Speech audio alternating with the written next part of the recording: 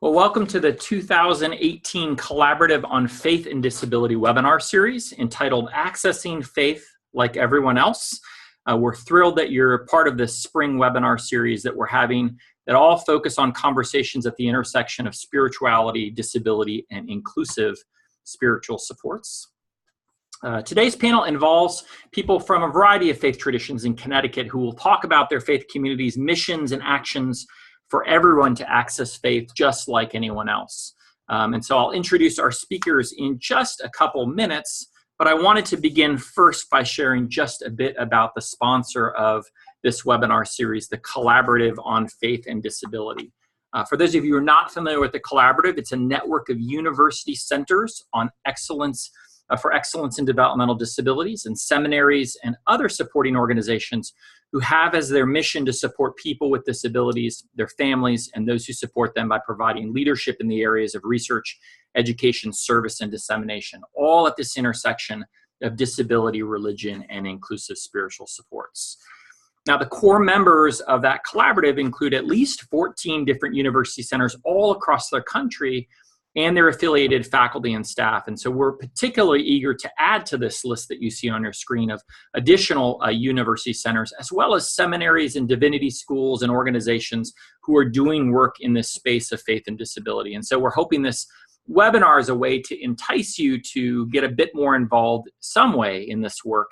And so we'd encourage you to view our website to learn more about how you can become a member. And I'll share more about that at the end of the webinar as well. So that takes us to today's conversation and just a few housekeeping things before we get started. Wanted to let you know that the webinar is being recorded and it'll be posted probably later today or tomorrow on the Collaborative on Faith and Disability website. In fact, you'll find all of the prior webinars archived there as well. And anything that's mentioned, the slides that you see or any resources or links that come up as we go along, we'll make sure those get posted as well. As we get started. You can submit questions either in the chat box or the Q&A, and go ahead and put them in the chat box and Q&A along the way, but we'll hold them till the very end for the panelists to address your questions, and I'll share those with the panelists in a window at the very end of this session. So the phone lines are silent, so if you speak, we won't hear you, so make sure to use that Q&A box or that chat box. And we only have 1 hour. Our presenters are going to have lots to share, but they're going to be much more concise than they probably want to be so that we can also get to your questions as well. And then I'll come back and wrap up briefly at the end just to share about some upcoming webinars that will be taking place the rest of this spring. So with that, I am excited to introduce our panelists for this webinar series as I pull up their PowerPoints here in just a minute. Here we go.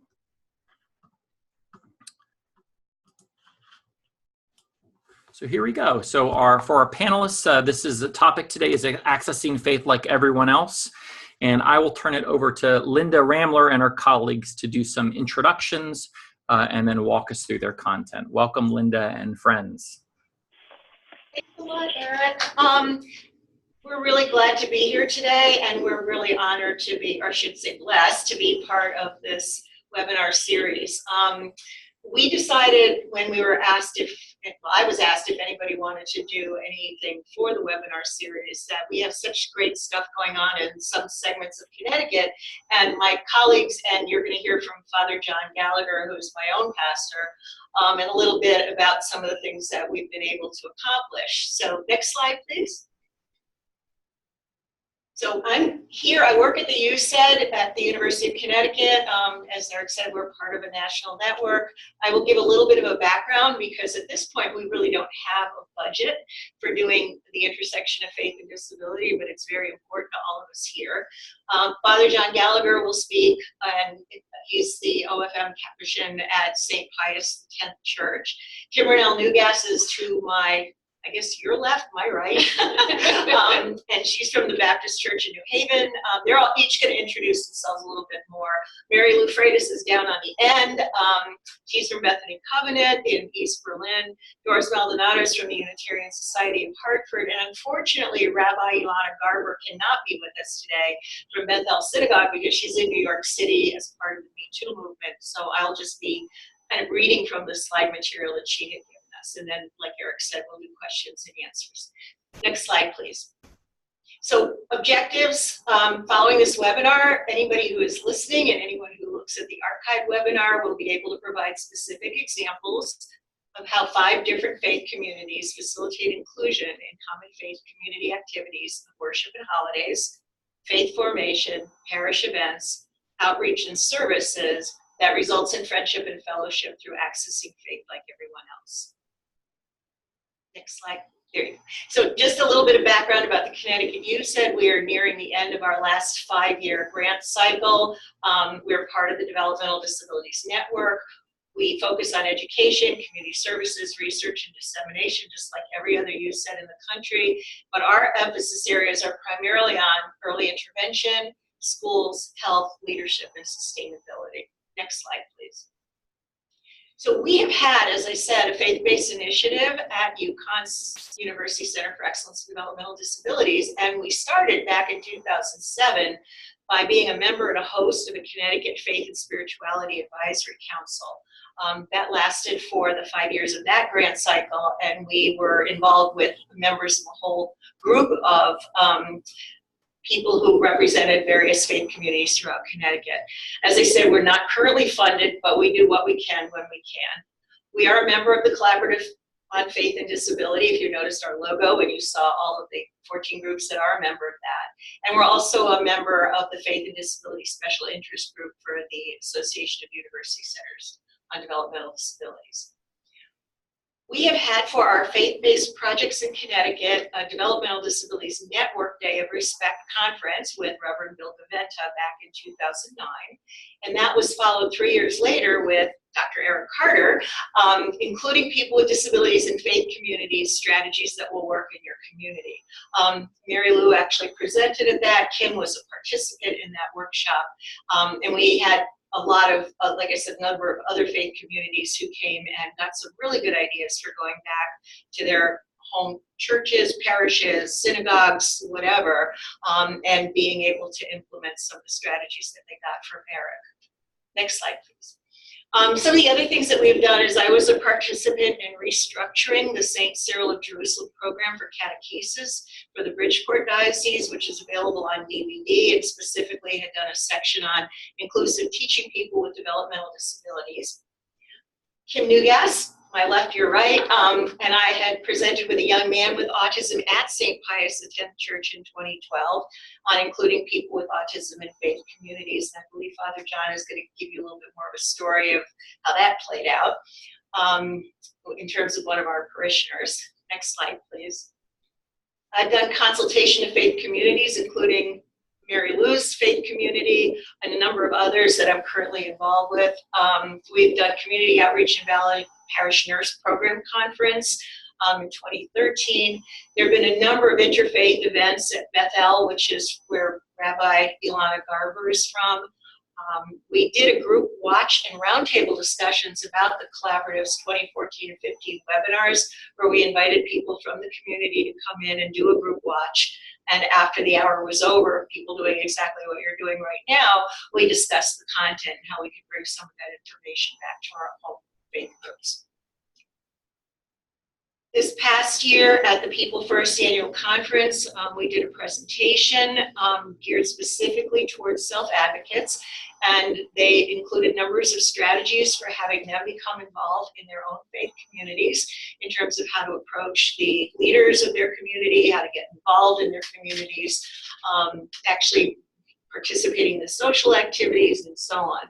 I presented basically the same information at Tash National in Atlanta last December, and we currently maintain a website and provide individual and organizational technical assistance. As I said, I'm working with a couple of parish communities right now just in terms of guiding them, and I'm doing a presentation on autism and inclusion at one faith community when they get over a problem that they had that wasn't any of their faults. And this is our website. Eric said that this would be available to people afterward, and most of what I said is on there, including some additional links to national resources that we found helpful.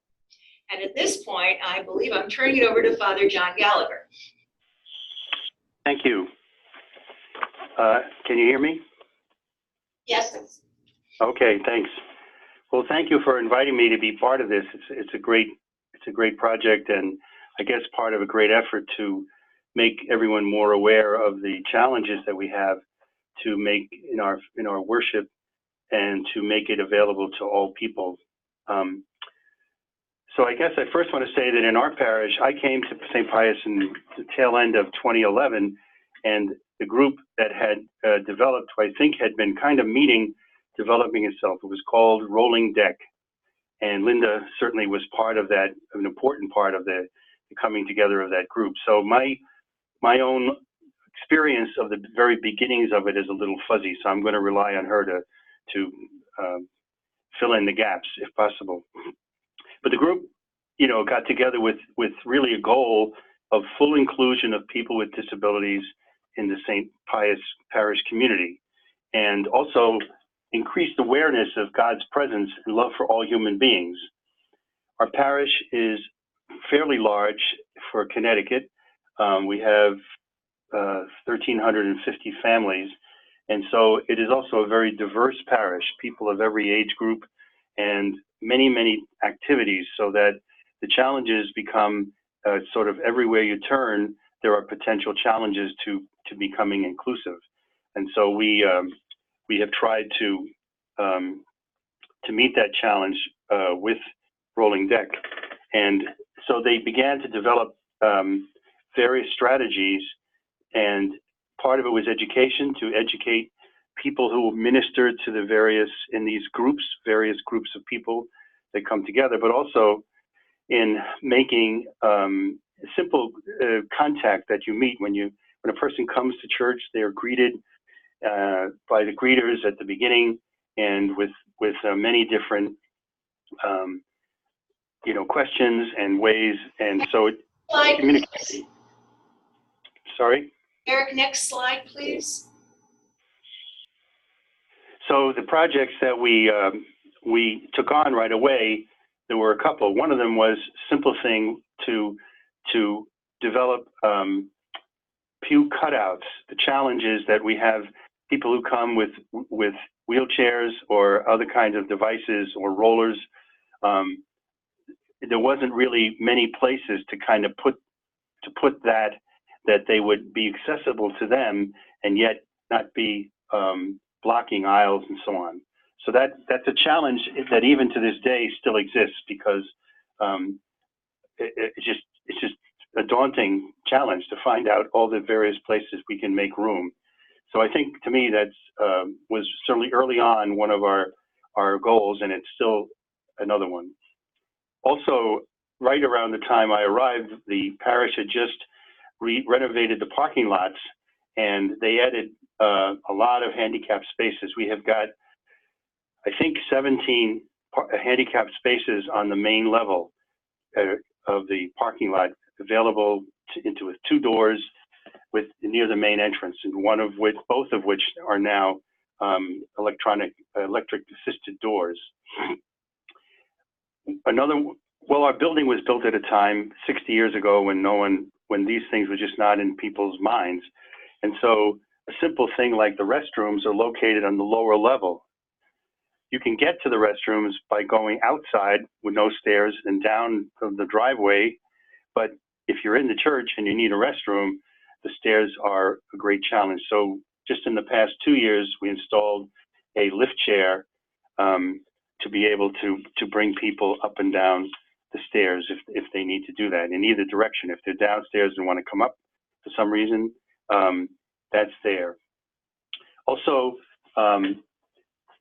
railings, so access into the sanctuary for all kinds of people who are ministers, lectors, Eucharistic ministers, and even the getting ever older celebrants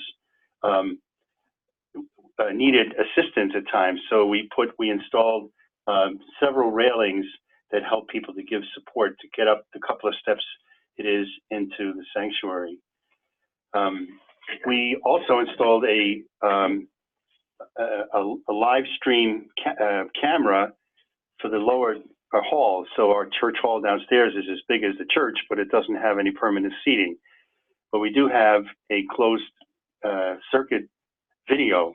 So we're able on the large masses in the course of the year, particularly at Christmas, but other times too, to be able to broadcast whatever happens in the main church body downstairs. And for example, at Christmas, it's very helpful because then it puts those bathrooms within close proximity. People are in the hall and there's not, if they need to use a restroom, it's available to them there, including a family restroom that we have. Each year, one of our kind of popular events, because it attracts a lot of people, on Good Friday, the teenagers have put on for many years the Stations of the Cross, what we call the living stations. And so they're acted out by the teenagers, and they go throughout the whole property. So they start in church. The first 3 stations are in the church itself, but then they move outside and they continue walking along the whole. We have a large piece of property, and the various stations are scattered throughout it. But not everybody can do that because lots of reasons. It's usually March, like this year, the end of March. The weather's not always great. The ground can be frozen or muddy, and at best is uneven. So not everyone can do that. So what we do is when the living stations begin in church and when they leave, those who want to continue or are unable to go outside or unwilling to go outside are able to, we continue the Stations of the Cross in the church. Can we have the next slide? So part of it also is the attitude I mentioned in the beginning that all are welcome.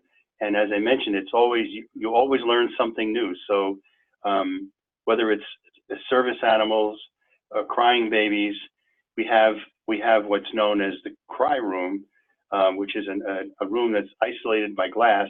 But it's not to keep the children out of church. It's really to be able to, so parents feel comfortable with whatever level the kids are at.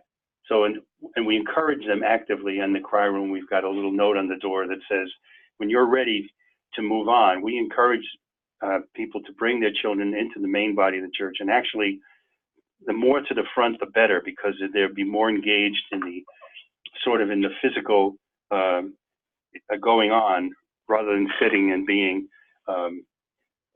just witnesses in the last row. We really emphasize with our greeters and our ushers to be friendly, to be helpful, greeting people as they come in. And we have a large gathering space that was put in about 20 years ago that's very helpful to do that. Also, when someone comes, now one of the challenges I mentioned, people wish to receive Holy Communion.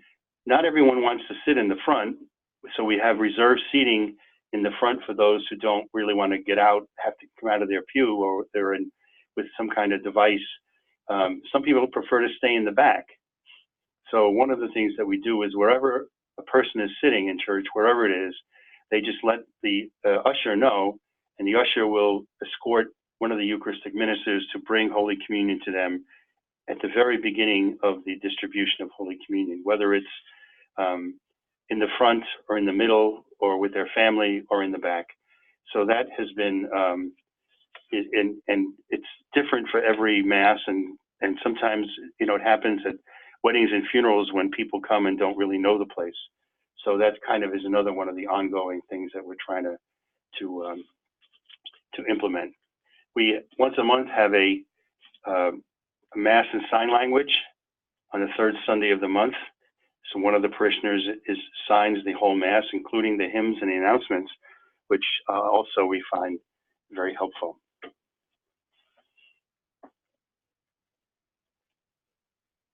Oh, yes, I mentioned the pew cushions. I started to talk about it, but I didn't see them.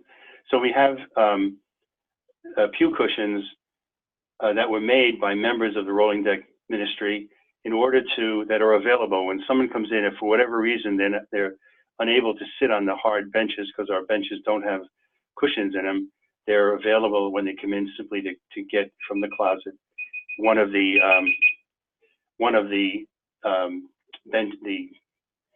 benches. We also have a series of randomly put in the bulletin questions that arise by way of information. So we call them Dear Donna letters. Donna was one of the members of the original Rolling Deck Ministry, and so everybody knows her.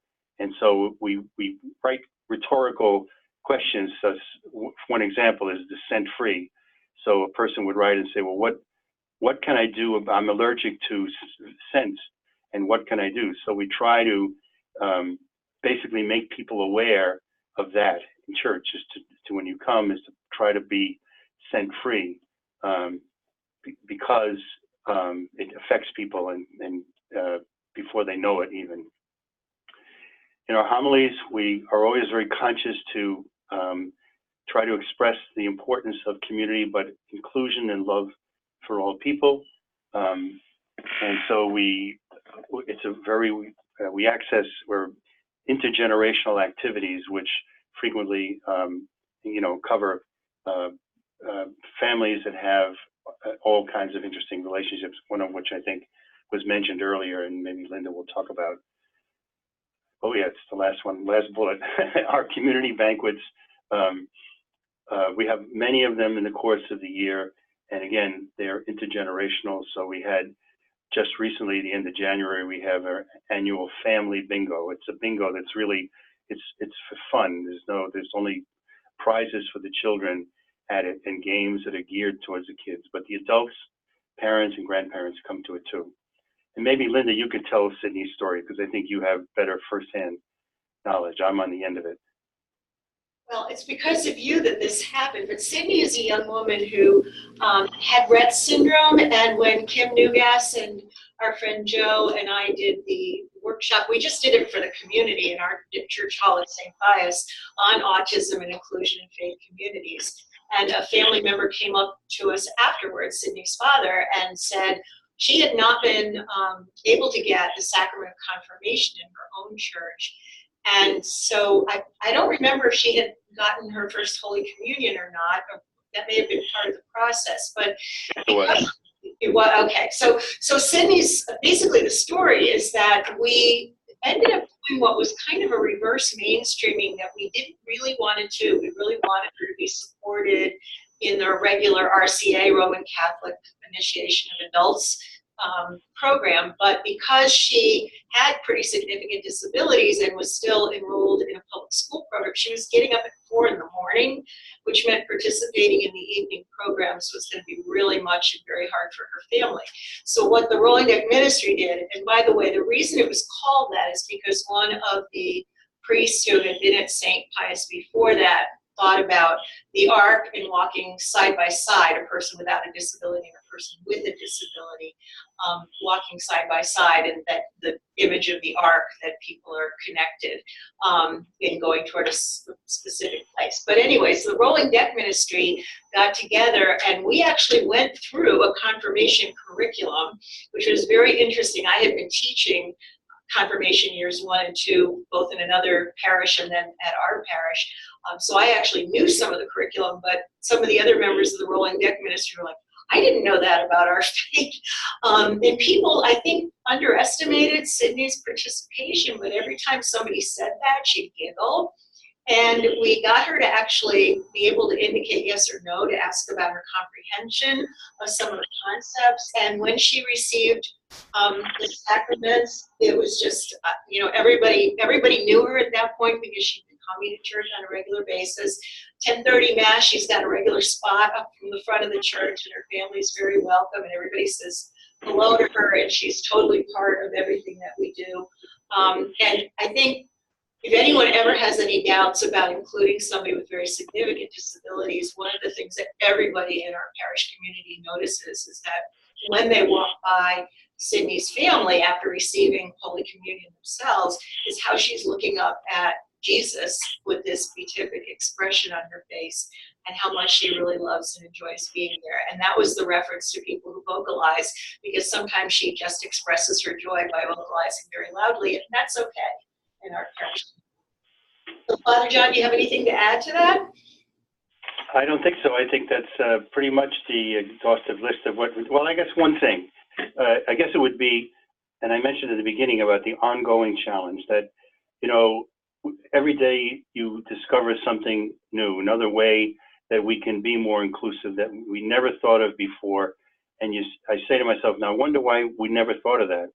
But I don't think we can judge the past by the way we thought in the past. We can only do the present and to go forward. So we know we still have a way to go in several areas, and we're looking forward to doing that.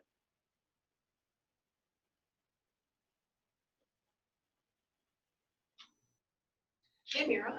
Okay, hi there. I'm Kim Newgass, and I'm the mother of a young adult daughter, Sammy, who was diagnosed with an autism spectrum disorder at age 3. This sidetracked me from my business, which was utilizing my training as a jewelry artisan, into the position of president of the Autism Society of Connecticut, where I served until 2012, when a merger with a Connecticut-based advocacy group shifted my involvement to Director of Outreach and Special Projects. I'm currently involved in launching a retail arts business that will incorporate an employment program for ASD and other disabilities, but you didn't come here to listen to what I'm doing. Next slide, please. This gorgeous person is my daughter, Sammy, and how did we get here? This is her. She has, obviously, I said before, an autism spectrum disorder, and she is at 28, and yes, I know she looks 12, fully engaged and participating in a worship service.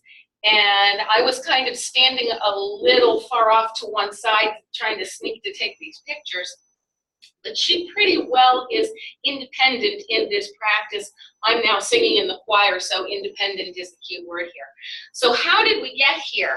And I'm really thanking Father John for his comments about, just mainly because as a leader in his community, he really exemplifies what I'm going to talk about here, which is the leadership really needing to be committed to shepherding the flock, all of the flock. The leadership needs to be committed to loving God and loving others as yourself, and committed to equipping the congregation for service. Another component of how we got here is communication, and it's communication on both sides of the aisle. As a parent, I knew that I needed a safe place for our family to feel like we can be vulnerable. We can talk about this disorder, this disability that can be problematic in public scenarios, and still be welcome, still have people that will understand us. And on the other side, we would want to see ministry participants interested in building relationships, not just filling needs. It's great to supply a dinner here and there, and I certainly don't want to negate that kind of a ministry, but someone who's really going to get involved. Like, my husband and I had put out a prayer request for good outcomes for a sleep-deprived EEG. Now, this was when Sammy was first diagnosed. She was probably about 3 or 4 years old, and keeping her engaged and active throughout the night was going to be quite the task. And we didn't ask for any help or in anything other than just a prayer request for good outcomes. What it resulted in was several members of the church congregation setting themselves up in a tag team rotation to keep Sammy engaged throughout the night so mom and dad could get some sleep. So that's one way that the congregation got involved. Every congregation needs to have a Miss Dorothy. Miss Dorothy was Sammy's Sunday school teacher, and not only was she really curious and creative in some of the ways she reached Sammy, but she would also show up on our doorstep on any given Friday or Saturday night and say, Mom and Dad are going out for dinner and a movie tonight, and Sammy and I have things to do. And that kind of care of the parents, that kind of gives you an idea about the whole family help philosophy in this. And the respite was really helpful, not only in terms of mom and dad having a chance to get out and have a little bit of a life, but also have a little bit of a relationship themselves. Then as Sammy got a little bit older, we had a Miss Kirsten who arranged a shadow person to be a safety net for Sammy in order for her to totally participate in a youth retreat. And she did this without being asked, and she knew that Sammy had special dietary needs. Everything was prepared. I didn't have to think about it, and I was completely astounded by that. Currently, we have a Miss Emily, who is a Yale Divinity student, who's taken Sammy on as mentoring her spiritually and socially, and someone who really wants to be involved with Sammy in terms of her growth, her spiritual growth, and her social growth. Outcomes for Sammy, and again, I'm doing, this is like an hour and a half presentation condensed down into a nutshell here. But the next slide, Sammy has always been a really tremendous artist, and this is one of her ways of expressing her perspective that gave us some clues as to how to teach concepts for her spiritual development. So explaining idioms and expressions and and all of those sorts of phrases that we tend to use naturally without thinking. Our God is a rock, for instance, was the one she came up with, and she giggled. It came on the radio in the lyrics of the song, and she just started giggling, and we had a conversation about this, and I said, okay, you're going to need to draw me a picture because this is too good. I need to use it in a presentation.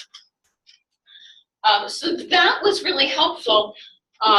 She is much more, she's very verbal now, and she's verbal in multiple languages, but at a point in time where she really didn't have a lot of expressive language, this was helpful to us trying to help her.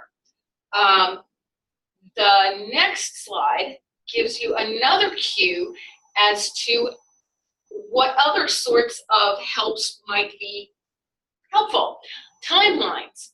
If we go from December and baby Jesus is born, and all of a sudden we're 3 months later, what happened here? And I looked at this when she first showed it to me, and I'm like, what are you thinking? And I'm like, no, wait a minute. What am I thinking? I haven't taught her the whole progression here.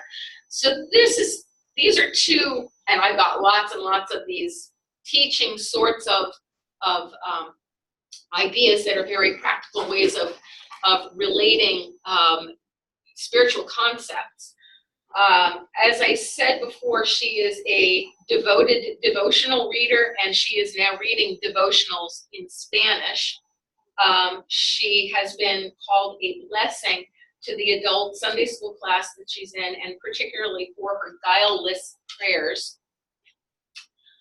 She is a regular participant in the Christmas program reading, and the pastors at our church particularly like to give her the passages with all of the different characters. I think we've got one where there's Mary and the angel and Joseph, and she uses different voices. So it's like she's teaching a preschool class about this particular passage while she's reading.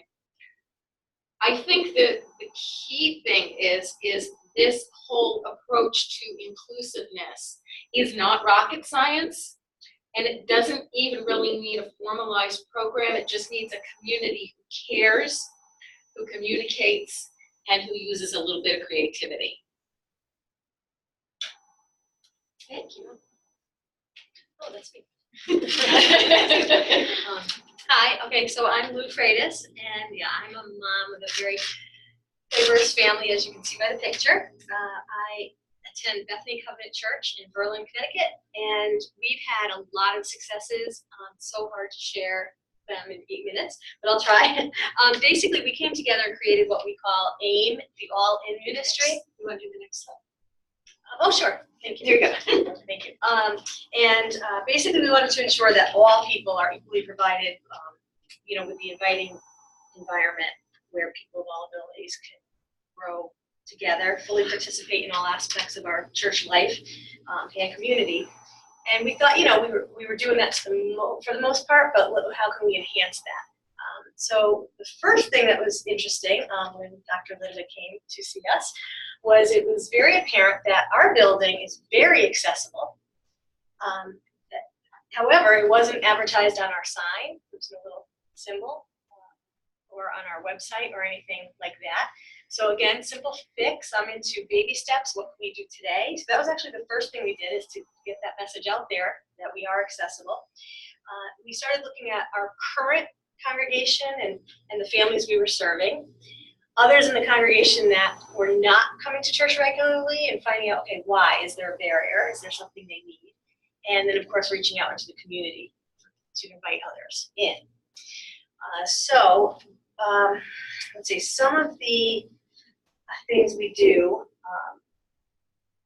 a big one is education, and that's educating people within the staff, the volunteers, and the other youth as well.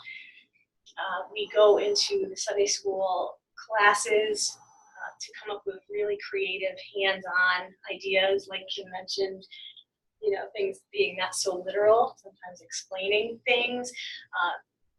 Just a fun one to throw it out there as we were doing miracles that Jesus performed, and you're talking about healing the blind man, and we actually had the kids put on goggles, and they had brownie mix for the mud, and they had brownie mix on the goggles, and then they were washed off, and just very, trying to just kind of make it fun for the younger ones, and fun for all, and that's the beauty of all of this, is none of these programs were ever segregated. This was us just going into our already existing programs and just kind of doing what we do. I think one of the most successful pieces of that is using the peer mentors, where kids are just teaching kids, and it's a beautiful thing.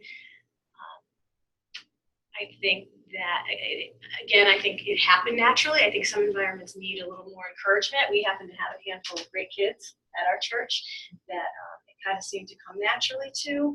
And one example of that is for confirmation class, we had 2 young women that had some challenges that wanted to make their confirmation. And we modified the curriculum just ever so slightly, but what was nice was at first we had a couple of adults who really wanted to do a nice thing, and they would go into the classroom and try to help the teacher. And it was actually a 14-year-old who kind of said, "Why do they have to be in here? We don't need help." And it was just beautiful. They embraced the challenge, and they would pair up. And we had one girl, for example, who didn't read. And they would pair up together and read together. And what they ended up coming up with is that she would learn, she could memorize. And so the week prior, the peer mentor would help her to memorize next week's verse. So when the next week came and people were reading from their Bibles, she would pick up her Bible and she would read the Bible verse she had memorized. And she was so proud of that, as she should be. The other thing that they did, instead of memorizing the whole Apostles' Creed, they sang the song "We Believe" and also used sign language, and the whole entire class did it at their confirmation. They did not actually say the Apostles' Creed; they did the song instead. So that was really nice as well. And the next thing, also under peer mentors, is is we have a couple of summer camps that we run, and we also go to a Christian camp through the Covenant Church, which is up in New Hampshire. It's just a typical camp. All the kids go, and it's just been a phenomenal success up there as well. The kids go up. Again, we try to pair them up with mentors. Of course, the volunteer staff are aware of any issues that there are. But just recently we had one that went up who was honest. She's a new young youth minister, and she doesn't have a whole lot of experience with people with different challenges. And she wants to learn. She's open to questions, and that's what our AIM ministry is there for. That's what we encourage. We're here if you need us. And she struggled, and it was interesting because the other kids in the group actually picked up on that. They actually came back saying that the adults were struggling, which I thought was really cute. But they were kind of our spies. They kind of came back and reported to us, we kind of have to do some more education. So that is the next plan for this particular child, is to actually meet with, some of the other people that are working with her. So, yeah, but it's a beautiful thing to see. We just enjoy everything together. The worship, arts, and music, again, it's not that we're doing anything different. It's our existing programs. We have a wonderful program.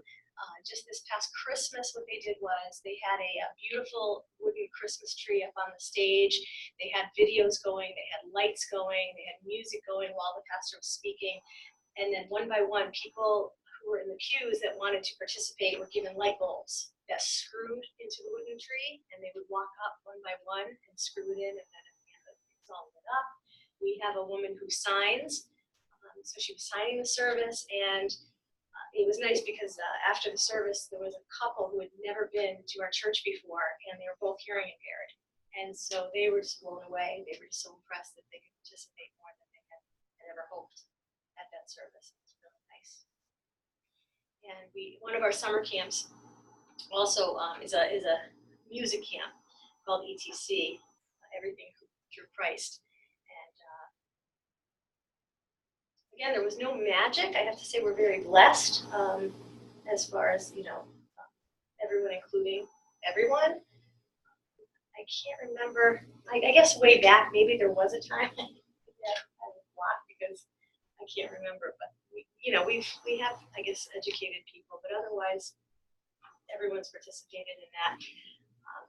One girl who has cerebral palsy was up on the stage for quite a long time, and somebody came over, again, just an adult just trying to be nice, and said, this program's a little long, why don't I give you a chair so you can sit? And of course, all the other kids were standing, and she's like, no, thank you, I'll stand. And it was really cute. She just wanted to be like everyone else. But it's beautiful to see people going out of their way to try. And lastly, I just mentioned volunteerism, fundraising, Sunday school volunteers. We have a lot of the high school kids who like to volunteer with the little guys in the nursery or in children's church. And again, regardless of their challenges, we make it happen. Breeders, all kinds of social events. It's a wonderful thing. I think our big challenge now is we have everybody's great until they're about 18 to 21. And then all of a sudden we have a lot of people in their 40s. So we have that in-between group, I think, that we're trying to kind of find a place for right now. Again, of all abilities. It's just a need we have. So I guess that's pretty much it. Like I said, I think I just want to say as a takeaway, like I said, for like the sign, for example, is finding just one little thing that you can do today, or finding one little lesson where you can use multiple mediums of teaching. You do the hands-on, and you do the sensory, and you have a game, and you have a video, or you have a felt board.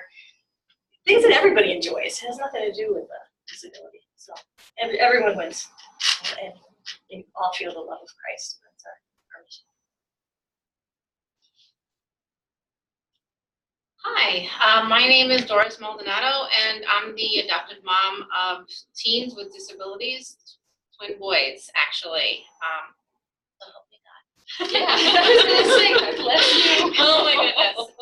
It's been an empowering endeavor. I am a person with disabilities as well, and I'm a NAMI advocate. NAMI stands for National Association for Mental Illness.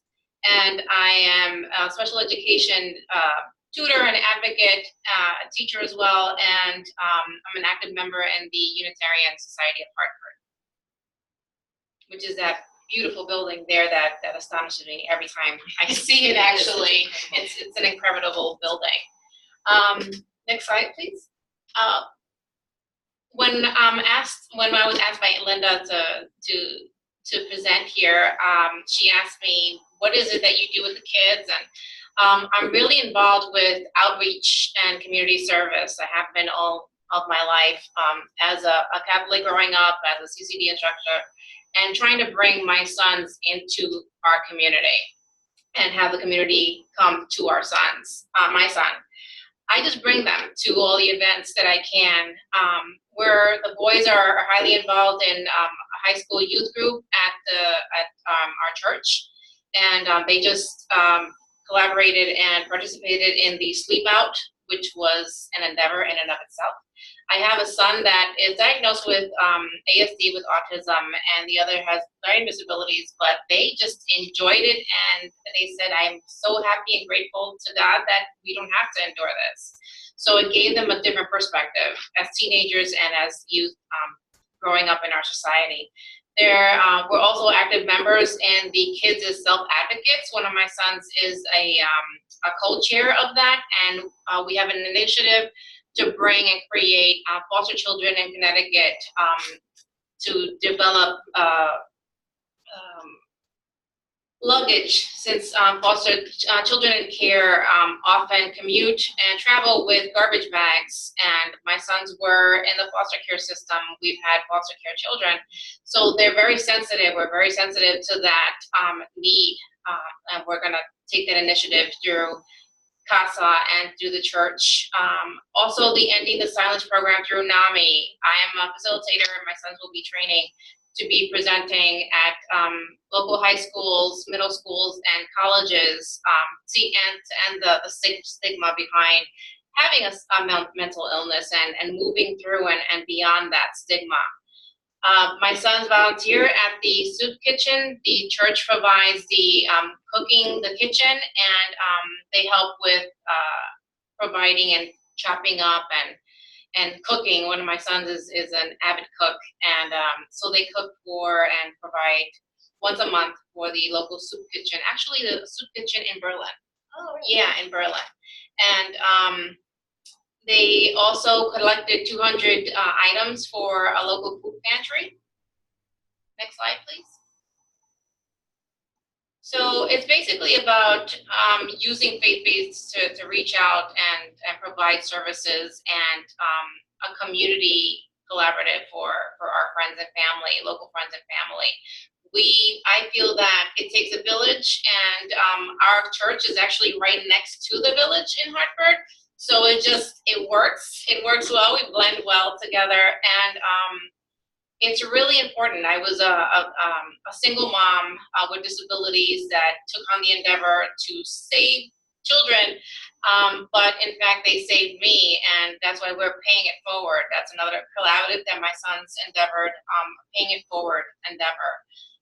We are offering in our church the NAMI curriculum now. We're teaching the basics training, and we're working on providing a support group for people with mental illness. We have members of our community and that are worship associates, and members of our board members are also members with disabilities. We're working towards a need for cultural awareness, inclusion not only in disabilities, and faith, but with culture as well, and involvement of the local Spanish community. And our association ministry is AIM, Accessibility and Inclusion Ministry. Wow, we kind of did it. So I'm just going to wrap up and then turn it back to Eric. So I'm speaking on behalf of Rabbi Ilana Garber, who is the Rabbinic Director of Lifelong Learning and Community Engagement at Bethel Temple, and that's a picture of their side, and you can see the synagogue behind that, which is an enormous structure. Next slide, please. And all really does mean all at Bethel.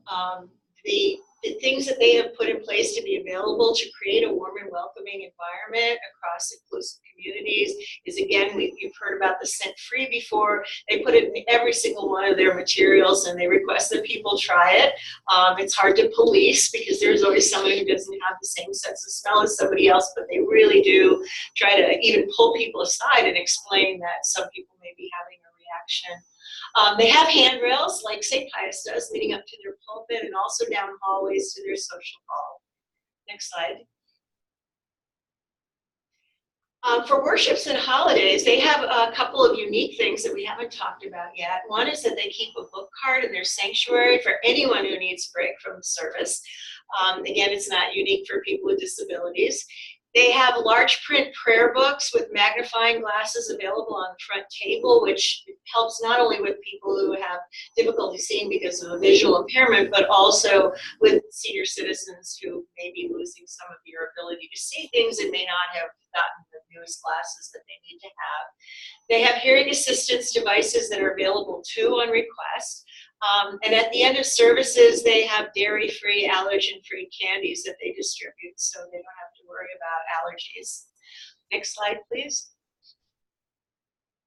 For their faith formation, their educational program is called Sulam, and they really make a focus of teaching the student, not the curriculum. So some children, for example, learn through transliteration, which means we think about how individuals who are raised in the Jewish faith primarily do a lot of their prayer and a lot of their worship and a lot of their study and faith formation in Hebrew. But for individuals who go to Bethel who do need to use English for some of the words because they haven't mastered fully the Hebrew language, or who end up speaking a Hebrew word when they should be speaking in English, those are totally supported. They also have other supports in Sulam that include paraprofessionals, so again on a volunteer basis. They have fidget tools and objects, wobble stools, and a lot more. Next slide, please. And one of the things that I think is unique to the Bethel community is that they also created in their rather enormous facility is a sensory room that has mats on the floor and foam equipment for any kid who needs to get their sillies out, so to speak, before Sulam begins or during services.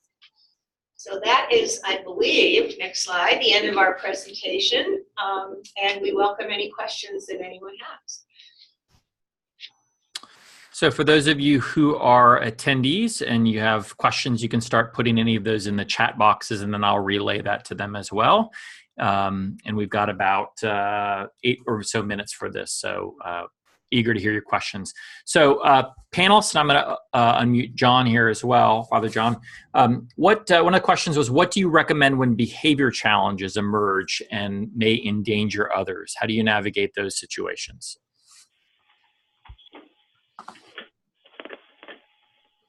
I'm happy to speak to that.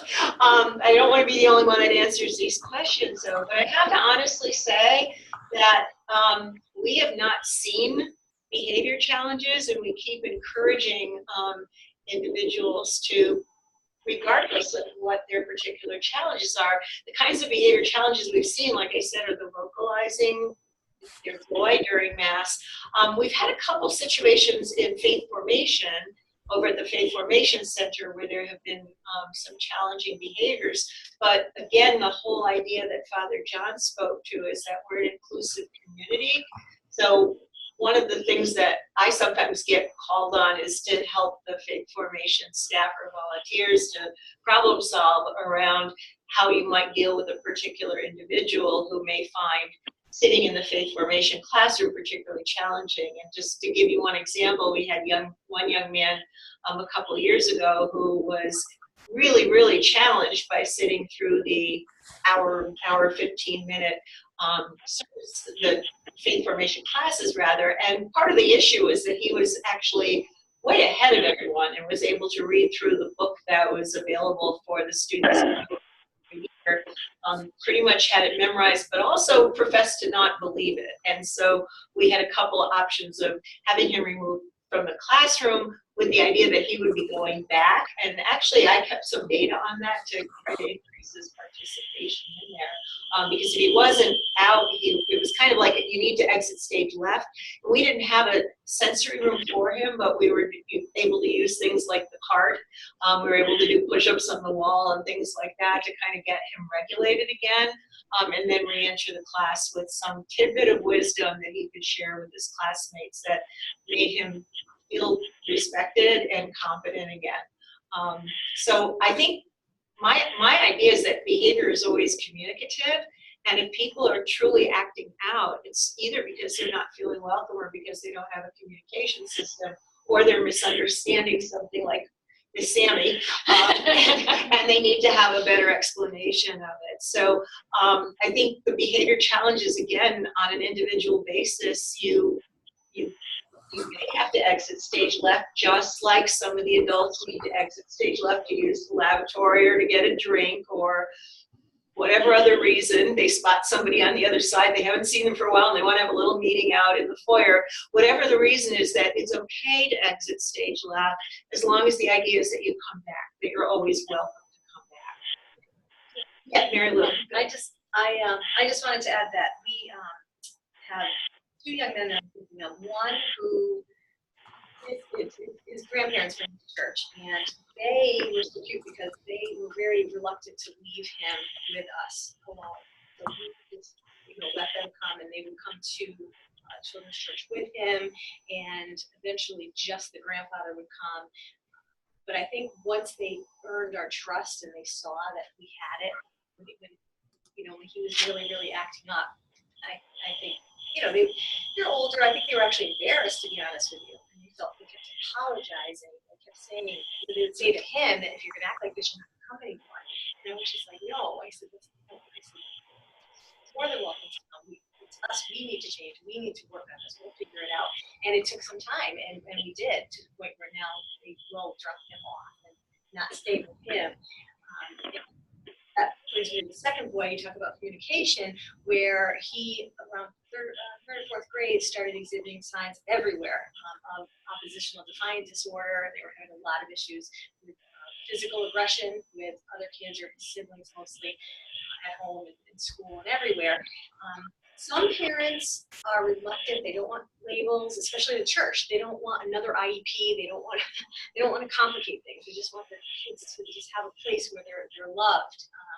And then there's others who are like this couple whose kid was changing, and they wanted everyone on board. They wanted everyone consistent, and they did. They came to our AIM ministry team and shared everything with us, which was very helpful, because then at home and at school and at church, we did everything the same way. And even in a youth, it was a Wednesday night and something had happened, and quickly we called the father and said, how do you want us to handle this? Thank you. 7th grade, doing really well. See if any other questions. Let me pose one to all of you. I've heard you mention, as you talked about access, you talked about physical accessibility. Sometimes you talked about participation in activities, and a few times mentioned relationships.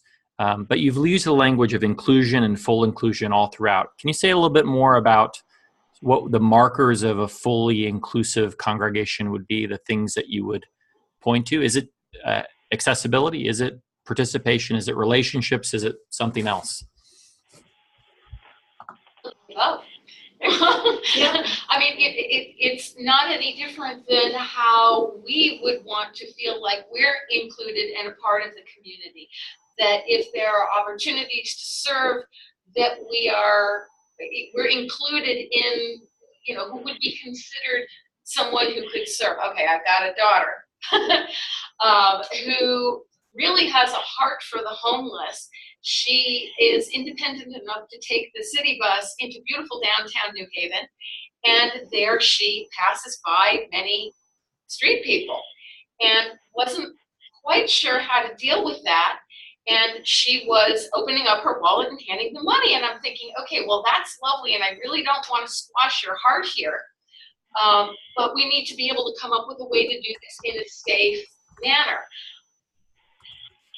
Had anyone ever said to me that my daughter was going to need to have some kind of a strategy put in place so that she could show her concern and compassion for the homeless community, that so floored me.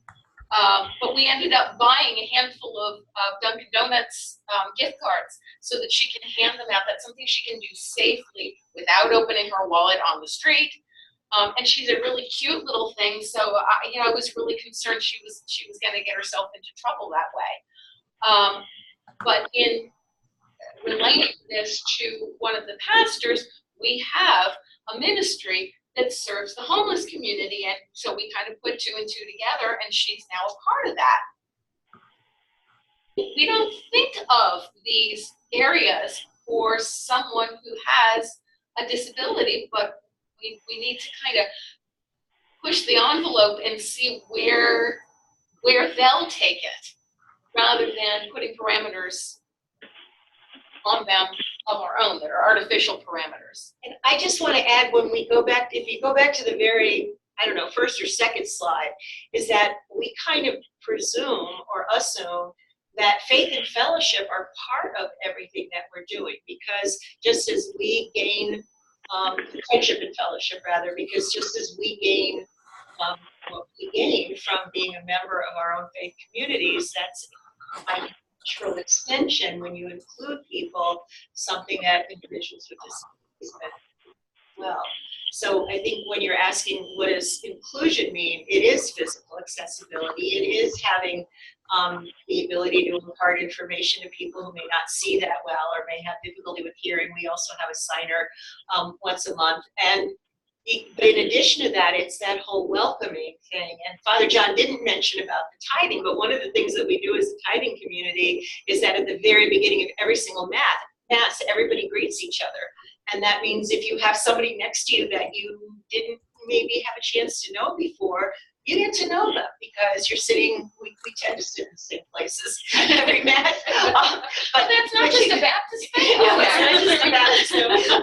But anyway, you get to know them, and you become friendly, and you feel a sense of fellowship. You participate in things, and people invite people to come downstairs, do all of those social activities. So I think, Eric, when you ask that question, it's almost taken for granted that inclusion is more than physical accessibility. It's emotional inclusion, it's spiritual inclusion, it's developmental inclusion, it's social inclusion, it's the whole shebang. As to that, it's about humility, and how we raise our children and how we raise our communities is through humility, being humble, and it's not by definition. I hate the fact that we have to define ourselves in today's society as being disabled or typical.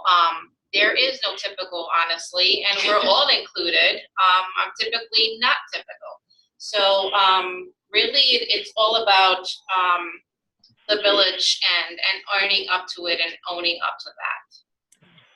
Well, I want to thank all of you, Linda, Father John, Kim, Mary Lou, and Doris, and Rabbi Ilana in absence. Just want to thank you for sharing your time with us and your perspectives and the works you're doing in each of your congregations. And for those of you who are in attendance on this webinar and are wondering what's coming up next, we've put up on your screen 3 more webinars planned, one each month for the rest of the spring. And so we hope you'll have a chance to join us for future webinars, and that you'll share information about the archived webinars with others you know who ought to be part of these conversations. And again, all of this will be archived on the Faith and Disability website, where you'll find a whole host of other resources, including information about this summer's Summer Institute on Theology and Disability. So we'll hope to see you next month at our follow-up webinar, as well as this summer at the Summer Institute. Thank you so much. Thank you.